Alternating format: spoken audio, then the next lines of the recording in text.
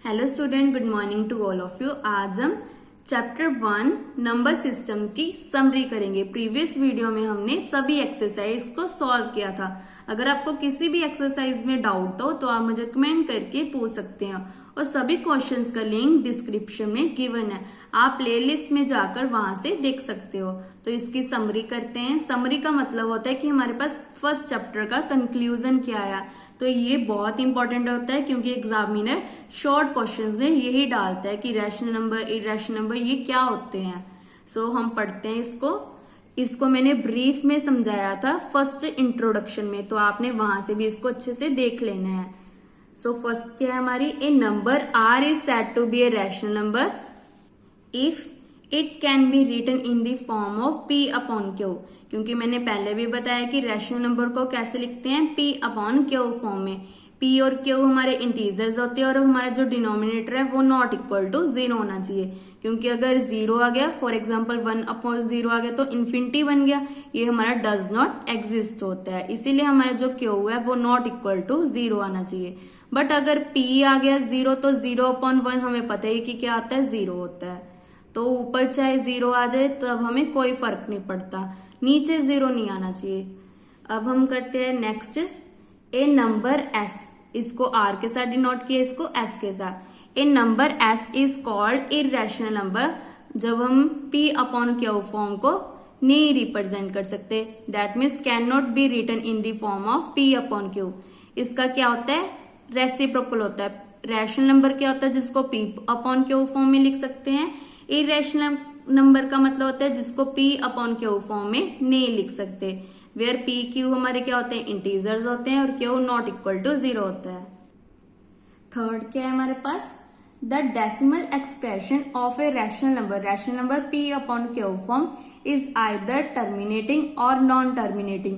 पहले तो ये देखते हैं कि क्या होता है, एक बार रिवाइज करते हैं। जैसे जिसका डिनोमिनेटेड रिमाइंडर आ जाए वो होता है हमारे पास नॉन टर्मिनेटिंग, क्योंकि 1 हमारा सेम आ गया, जो न्यूमिनेटर में था वही सेम आ गया, तो इसको हम बोलते हैं नॉन टर्मिनेटिंग। टर्मिनेटिंग क्या होता है, जो पूरा पूरा कैंसिल हो जाए, जैसे क्रॉस हो गया, इसको हम बोलते हैं टर्मिनेटिंग। और जैसे पी अपॉन क्यू फॉर्म है तो ये टर्मिनेटिंग भी आ सकती है, नॉन टर्मिनेटिंग। ये देखो हमारे पास 3 क्या आ गया, सेम आ गया न्यूमिनेटर की तरह, तो इसका मतलब ये बन गया हमारा नॉन टर्मिनेटिंग। ये हमने एक्सरसाइज में सॉल्व किया था, जो एक्सरसाइज 1.3 थी। जब भी हमारे पास रिमाइंडर में न्यूमिनेटर आ जाए तो इसका मतलब वो क्या होता है, नॉन टर्मिनेटिंग। जब भी हमारा कैंसिल हो जाए उसे हम बोलते हैं terminating. Moreover, a number whose decimal expression is terminating or non-terminating occurring is rational numbers। तो उसे हम क्या बोलेंगे, रैशनल नंबर। ऐसे हमारा फोर्थ है, the decimal number of irrational number. Irrational number क्या होता है, जिसको हम पी अपॉन क्यू फॉर्म में नहीं लिख सकते। इसकी आपने एग्जांपल याद रखनी है, √2, √3, √5 ये सारे क्या है, इरेशनल नंबर। 1/2, 1/3 ये सारे क्या हैं, रैशनल नंबर, क्योंकि ये पी अपॉन क्यू फॉर्म के हैं। ये भी इरेशनल नंबर हमेशा नॉन टर्मिनेटिंग होते हैं, नॉन रीअकरिंग होते हैं। Moreover a number whose decimal expression is non terminating, उसको हम बोलते हैं इरेशनल नंबर। फिफ्थ क्या है, ऑल द रैशनल और irrational number makes up the collection of real numbers. जो रैशनल और इन रैशनल नंबर्स क्या होते हैं, रियल नंबर्स होते हैं। ये सभी मैंने डेफिनेशंस में बताया है कि रियल नंबर सबसे बड़ा सेट होता है जिसमें rational, irrational, natural number, whole number, prime number सभी आ जाते हैं। तो सबसे बड़ा नंबर होता है रियल नंबर। उससे भी बड़ा होता है कॉम्प्लेक्स नंबर, ये आपके सिलेबस में नहीं है, जिसको हम आयोटा के फॉर्म में लिखते होते हैं, a प्लस आयोटा b। ये सबसे बड़ा नंबर होता है कॉम्प्लेक्स नंबर, जिसमें रियल नंबर भी ऐड हो जाता है। सिक्स्थ है हमारा, there is a unique real number corresponding to every point of the number line. इस सभी रियल नंबर्स को हम नंबर लाइन में रिप्रेजेंट कर सकते हैं। जैसे ये थे ना 1/2, 1/3, ये सारे किसके बीच में आएंगे, 0 और 1 के बीच आएंगे। क्योंकि इसको अगर डिवाइड करेंगे, जैसे 1/2 है तो ये 0.5 होगा, तो इसको हम नंबर लाइन पे रिप्रेजेंट कर सकते हैं। ये सभी यहाँ पे आएंगे 0 और 1 के बीच में। जिसको हम नंबर लाइन पे रिप्रेजेंट कर सकते हैं। Corresponding to each real number को भी हम नंबर लाइन पे रिप्रेजेंट कर सकते हैं। जैसे अनरूट इरेशनल नंबर को भी हमने रिप्रेजेंट किया था ना रियल नंबर लाइन पे, तो वहां से भी आप ये क्वेश्चन भी देख सकते हो। There is a unique point of the number line. एक बार मैं बता देती हूँ कि कौन सा क्वेश्चन था। एक्सरसाइज 1.2 का क्वेश्चन नंबर 3 था, जिसको हमने नंबर लाइन पे रिप्रेजेंट किया था। तो ये इसको हम बोलते हैं नंबर लाइन। नंबर लाइन में हम रैशनल नंबर, इरेशनल नंबर सभी को रिप्रेजेंट कर सकते हैं। नाउ 6th हमारा क्या है, there is a unique real numbers corresponding to every point of the number line. Also the corresponding to each real numbers there is a unique point of the real number. Real line पे ये सारे points क्या होते हैं, unique होते हैं। Unique मतलब सबसे अलग होते हैं, एक ही होता है। जैसे 1 क्या है, 1 हमारा यूनिक होता है, 1 के अलावा और तो नहीं कुछ लिख सकते, तो ये हमारा क्या होता है, यूनिक पॉइंट होता है। ऐसे हमारा 7th है, इफ आर इज रैशनल और एस इज इरेशनल। मैंने पहले भी बताया था कि आर को हम रैशनल लेकर चले और एस को इरेशनल। देन इनका अगर प्लस और माइनस कर दें तो वो क्या होता है, इरेशनल नंबर होता है। ये बहुत इंपॉर्टेंट है, जिसको आपने कॉम्पिटिटिव एग्जाम के लिए भी याद रखना है, क्योंकि आप 10th के बाद कॉम्पिटिटिव एग्जाम दे सकते हो। तो ये बहुत इंपॉर्टेंट होता है समरी, क्योंकि अगर आप कॉम्पिटिटिव एग्जाम दोगे तो ये समरी बहुत इंपॉर्टेंट होती है। इसीलिए आप क्लास 9th में इसको अच्छे से पढ़ लो, ताकि आपको कॉम्पिटिटिव एग्जाम में कोई भी प्रॉब्लम ना आए। और r s and r multiply r upon s, r s मतलब होता है आर मल्टीप्लाई एस, और आर अपॉन एस मतलब p upon Q form. R also irrational number. जब भी हम रैशनल और इरेशनल को ऐड और सब्ट्रैक्ट करते हैं वो हमेशा क्या आता है, इरेशनल नंबर।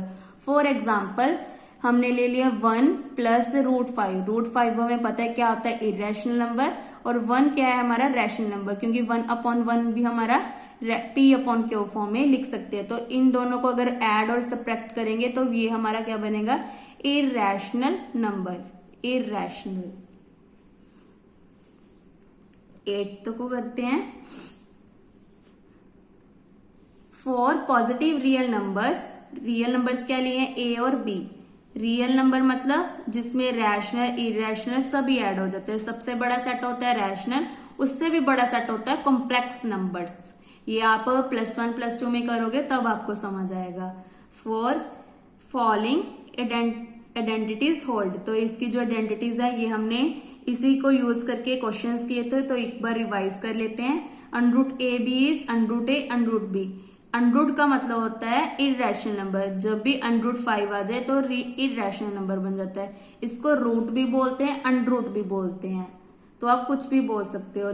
ऐसी √a अपॉन b, इसको सेपरेट कर दिया। √a plus √b is √a minus √b is, इसका फॉर्मूला मैंने पहले भी बताया, a plus b a minus b is a² minus b²।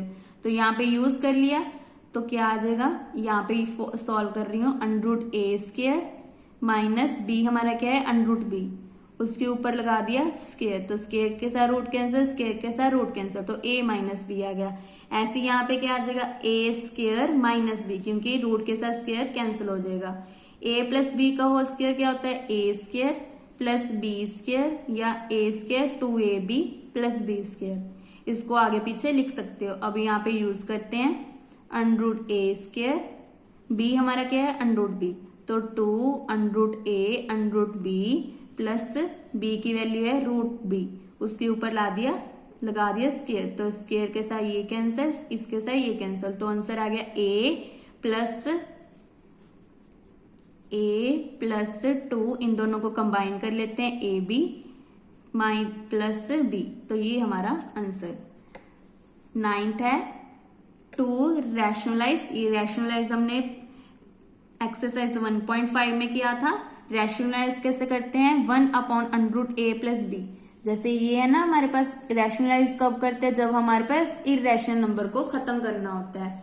जब भी डिनोमिनेटर में आपको किसी भी क्वेश्चन में डिनोमिनेटर में इरेशनल नंबर आ जाए तो सबसे पहले आपका फर्स्ट स्टेप होगा रैशनलाइज। तो इसको आपने ध्यान से देखना है, √a+b। वैसे तो मैंने एक्सरसाइज में आपको अच्छे से समझाया है, अब तो आपको आता होगा। सो इसको पहले तो एज इट इज लिख लो। अब यहाँ पे क्या है, प्लस है, इसका मतलब यहाँ पे लगाएंगे माइनस। अगर होता माइनस तो प्लस प्लस लगा देते।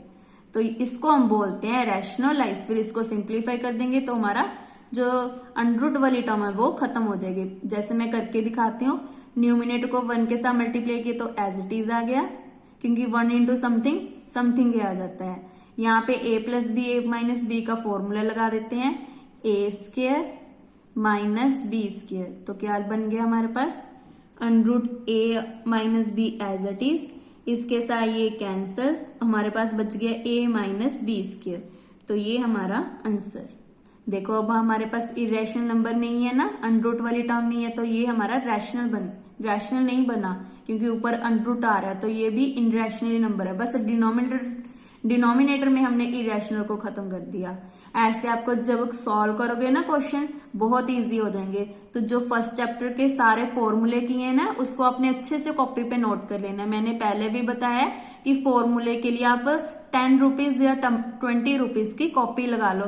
इससे आपके जो नोट्स है वो नोट्स बन जाएंगे। जब आप 10th के बाद कॉम्पिटेटिव एग्जाम दोगे ना, तब आपको उसको यूज कर लेना, क्योंकि अब कॉम्पिटेटिव एग्जाम के लिए सारे क्वेश्चन थोड़ा ना सोल्व करोगे, सिंपल आप मेथड देखोगे और फॉर्मूले याद करोगे। तो इसीलिए आप पहले ही फर्स्ट चैप्टर से ही 10 रुपीज या 20 रुपीज की फॉर्मूले वाली कॉपी लगा लो।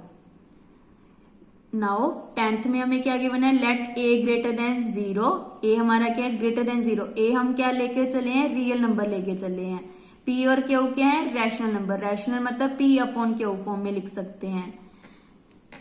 देन ये भी हमने पढ़ा था, जब बेस सेम हो तो पावर्स को ऐड कर देते हैं। ब्रैकेट का मतलब होता है मल्टीप्लाई, तो pq आ गया। p/q फॉर्म में आ जाए तो a⁴p पहले एज इट इज। फिर अगर q के आगे प्लस है तो यहाँ पे आएगा -q, अगर -q है तो यहाँ पे आएगा +q। हमेशा अपोजिट साइन लेना, अगर प्लस है तो माइनस, अगर माइनस है तो प्लस। अब बेस क्या है, डिफरेंट है। बेस मतलब होता है जो नीचे होता है, बेस BASC। जो ऊपर होता है उसको हम बोलते हैं पावर। ये हमने क्लास 7th में भी किया था, आई थिंक 13 चैप्टर था, पावर्स एंड एक्सपोनेंट्स। एक्सपोनेंट्स बोलते हैं इनको। पावर्स ये है, एक्सपोनेंट्स ये है। नाउ इसका बेस डिफरेंट है तो क्या लिख दिया, a × b, दैट मीन्स